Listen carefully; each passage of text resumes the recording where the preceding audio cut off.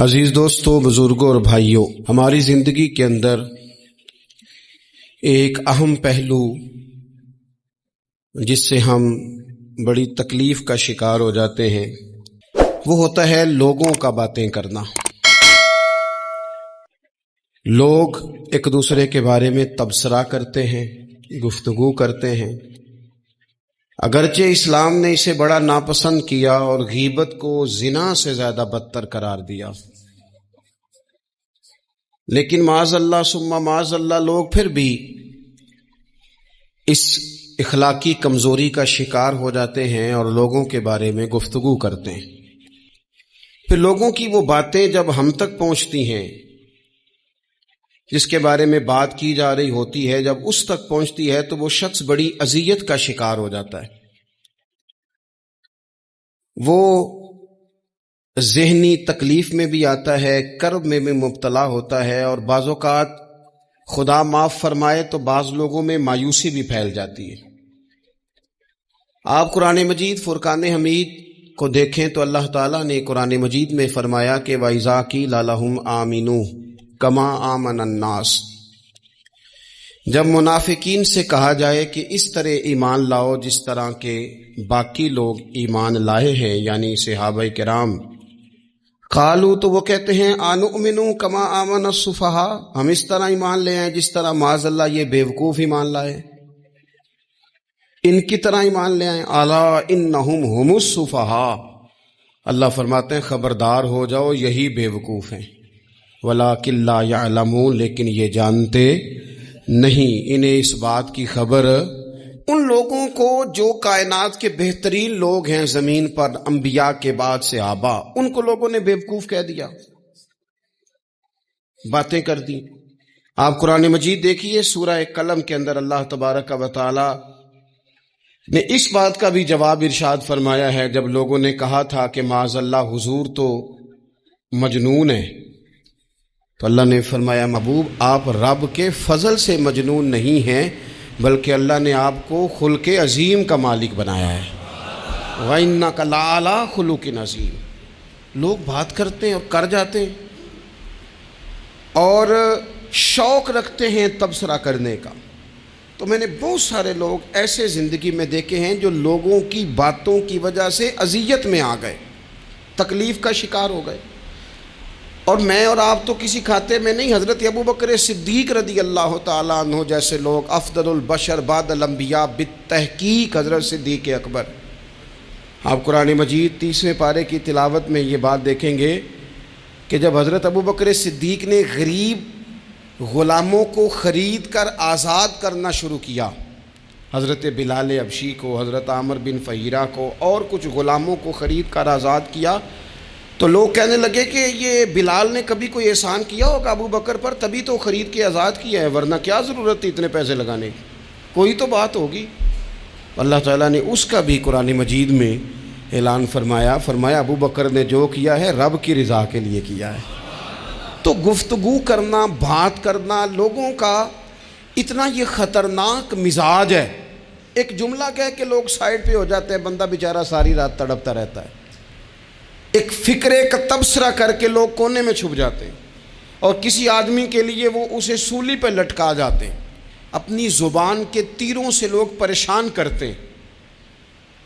پہلے تو اللہ سے یہ معافی مانگیں کہ رب اس جرم سے ہمیں محفوظ فرمائے۔ اور اب تو لوگوں کی زبانیں اتنی لمبی ہو گئیں کہ وہ صحابہ تک چلی گئی ہیں، اہل بیت نبوت تک چلی گئی ہیں،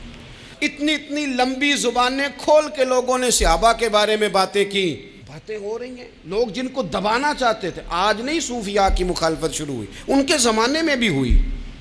ان کے دور میں ان کے خلاف کتابیں لکھی گئیں، لکھنے والے خدا جانے کہاں ہیں، اور داتا صاحب ہو رہی ہے، خواجہ صاحب ہو رہی ہے، حضور غوث اعظم کے، ان کے زمانے میں بھی ایسا نہیں ہوا کہ بڑی خوشی سے لوگوں نے آگے بڑھ کے پھول ڈالے ہوں، ان کے دور میں باقاعدہ جتھے تیار ہوئے، جتھے،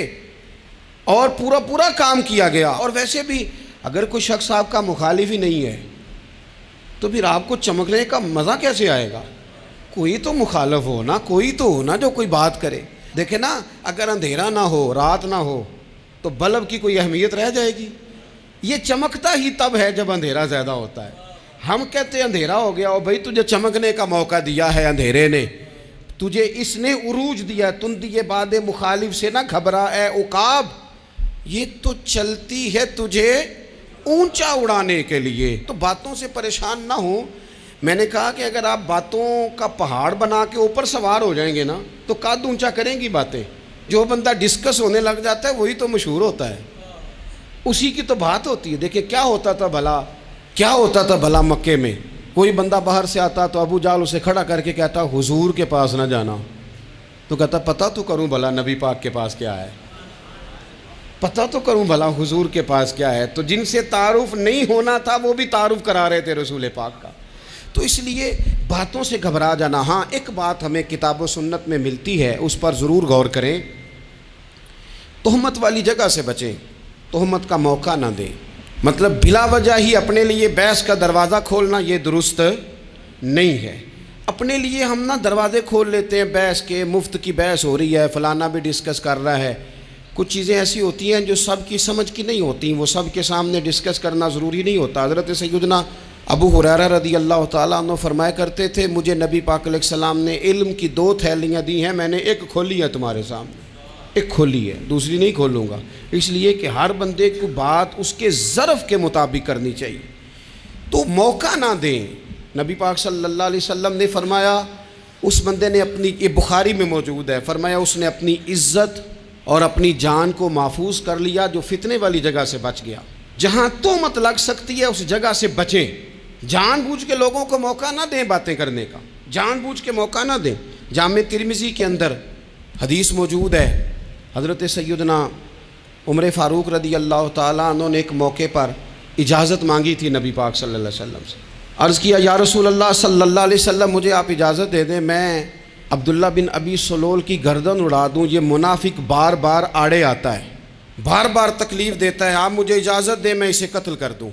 تو اب وہ چونکہ کلمہ پڑھتا تھا، ساتھ تو رہتا ہی تھا نا، بہت سارے لوگ اسے مسلمان جانتے تھے، تو حضرت سیدنا عمر فاروق رضی اللہ تعالیٰ عنہ نے اجازت چاہی، کہ یا رسول اللہ صلی اللہ علیہ وسلم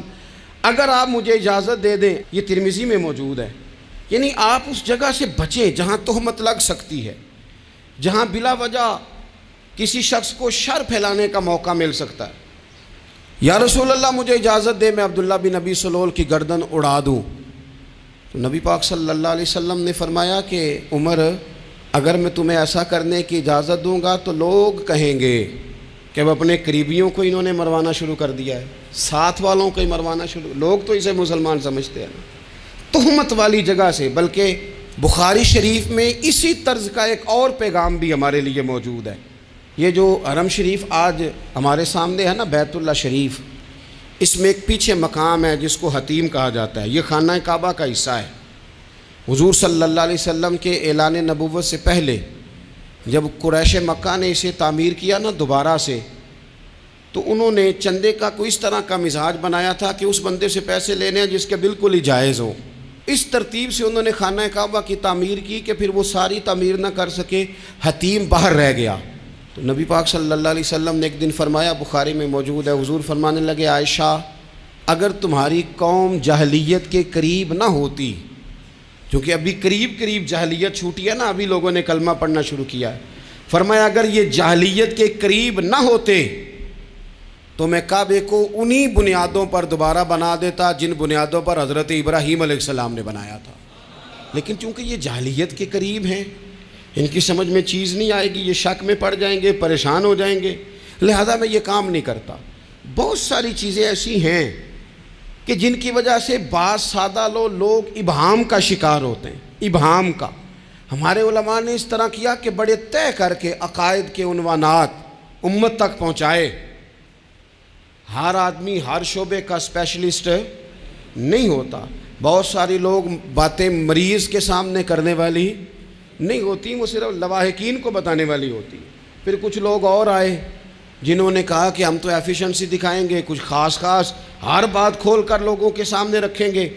تو اس کا نقصان پھر یہ ہوتا ہے کہ سادہ لوگ مشکلات کا شکار ہوتے ہیں۔ وہ پھر جب کہتے ہیں ہر چیز ڈسکس کر لینی چاہیے تو پھر باتیں دور نکل جاتی ہیں۔ پھر لوگوں نے انبیاء کرام علیہم السلام کی اجتہادی خطاؤں کو ڈسکس کرنا شروع کیا، ربنا ظلمنا انفسنا۔ اگر حضرت آدم یہ لفظ کہیں تو ان کے لیے تو ٹھیک ہے، لیکن اگر کوئی غلام اور امتی اور بیٹا اٹھ کے یہ لفظ کہے تو اس کے لیے ٹھیک نہیں ہے۔ باتوں کو پاؤں کے نیچے رکھنا ہے، قد اونچا ہو جائے گا، قد اونچا ہو جائے گا، پشت پہ سوار کرو گے تو گردن ٹیڑھی کر دیں گے۔ آپ بس بڑھتے جائیں۔ گھوڑا جب دوڑتا ہے تو اس کے پیروں کو جھاڑیاں لگتی ہیں، لیکن اگر دوڑتا رہے تو کوئی جھاڑی کہیں رہ جاتی ہے، کوئی کہیں رہ جاتی ہے۔ باقی مخلوق کرتی ہے باتیں، وہ کرتی رہے گی، آپ آگے بڑھیں، سفر کرتے رہیں۔ سفر بہت سارے باتیں کرنے والے وہیں رہ جاتے ہیں اور کام کرنے والے کہیں کے کہیں پہنچ جاتے ہیں۔ باتیں کرنے والوں میں سے نہ ہوں، کام کرنے والوں میں سے ہوں۔ اللہ توفیق عطا فرمائے۔ آخر دعوانا الحمدللہ رب العالمین۔